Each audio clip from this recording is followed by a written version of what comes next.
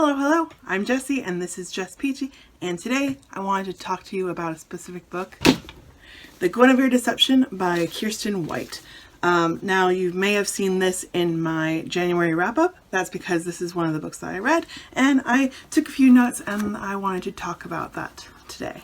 Now, The Guinevere Deception is about a girl who is going by Guinevere. Arthur has been king for a little while now, and he has unfortunately had to cast magic out of Camelot because they believe, and it's true, that having magic in the kingdom invites chaos, and with chaos comes the Fae Queen, and the Fae Queen seeks to destroy all human life. So Arthur has to cast out magic, cast out his advisor Merlin, but he still needs protection, and that's where Guinevere comes in. Now, actual Princess Guinevere, she is actually dead, and there's this girl who has been taken care of by Merlin, who then takes Guinevere's place, because Merlin and Arthur agree that Arthur still needs protection, or at least that's what Guinevere believes. So she goes and marries Arthur. She and Arthur know the truth that Merlin sent her for Arthur's protection, and we find out that that's not really the case. There's more to it, and there's more that the Guinevere character doesn't entirely understand, and more of that happens within the book. So you just have to read it to find out what kind of twists and turns there are. So that was just my non-spoiler description of this book. I do recommend reading this if you haven't yet, or if you want to stick around because you've already read the book, or you don't care for spoilers, or you don't plan on reading the book, then I invite you to stay around. Now, I really liked this book. I liked the magic system within it. It was interesting because the magic, it always took something as a cost to actually doing magic. So fire required breath, air to build a fire. Iron required blood because, a sword, stabby, you kill people, wound people. Air, I forget what the wind element required, but it required something. And then finally, water required life. Yeah, iron required blood, but you didn't necessarily have to die in order to use iron magic. Water, Guinevere, she tends to stay away from it because deep down, even though she has no memory of this, she knows that water does require a life. Guinevere has magic of her own. She uses knot magic, so there are knots that can be placed in Arthur's chambers, and it will alert her, and the knots will break if a Fae tried to enter Arthur's chambers. Most of Guinevere's knots were done with her hair, so she would pull strands of hair out, tie them in the knots, and then string them on the windows and door frames. But those hair knot magics were very temporary. She would have to redo them every single night until finally she accompanies Arthur to the blacksmith in order to get some thin iron threads that she can knot and tie around door frames all over the castle. They required blood and they took a lot out of her, but they only had to be done once and they would repel any magic from entering the castle. I thought that was really fascinating, really cool. It's not like waving your hand around saying bippity boppity boo and magic happens. There is actually a cost to every single magic thing. Now, with the knot magic, Guinevere also has a sense of touch, and not like, oh, I'm touching things and I can feel the things, but she can touch things and touch people and sense emotions, sense past. It's kind of an empathetic ability. Like she can touch someone and sense whether or not they have malice or evil in their hearts. And that's pretty cool too. I wish I could tell that, but I don't know if I would want to know necessarily. Leave a comment down below letting me know if you think that being able to touch someone and feeling their feelings and thoughts would be interesting to you.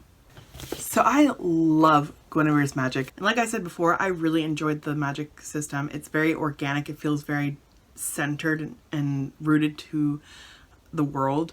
Whereas it's not just like coming out of the ether. Like Guinevere uses fire in order to cleanse because she doesn't bathe using water. And if you have control over it, it can be used to your benefit, but if you lose control, it can devour you. It's hungry. Fire is hungry. It wants breath.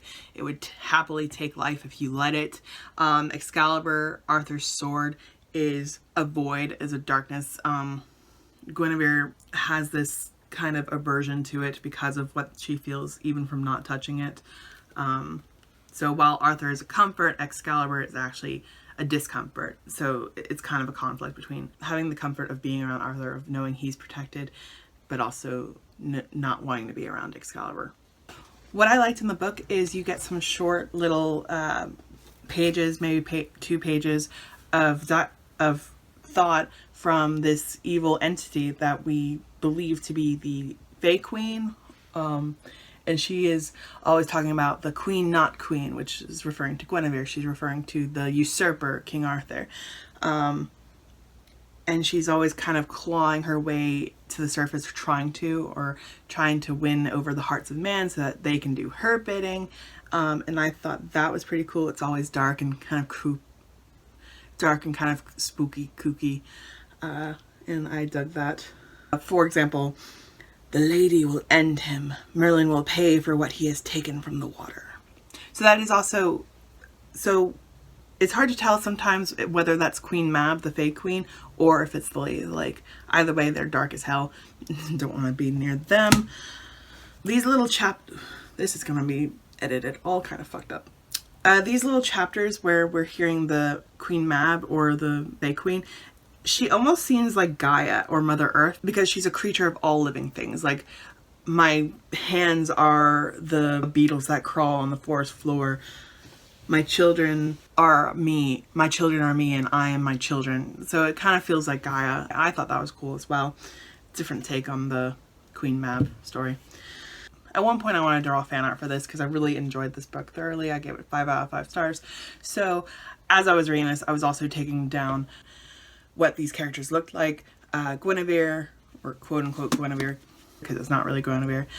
She was pale, she had long dark hair, freckles, and light eyes. So I'm just imagining Katie McGraw. Thank you. Though Katie McGraw doesn't have freckles, does she? Anyway, I imagine Katie McGraw as Guinevere. Arthur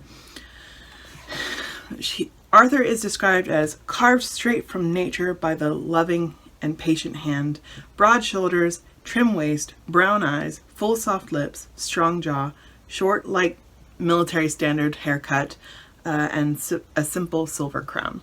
So, not really imagining Arthur from Merlin, though part of me does anyway, but kind of like that face structure, brown eyes obviously, because Bradley, he has blue eyes, and silver crowned.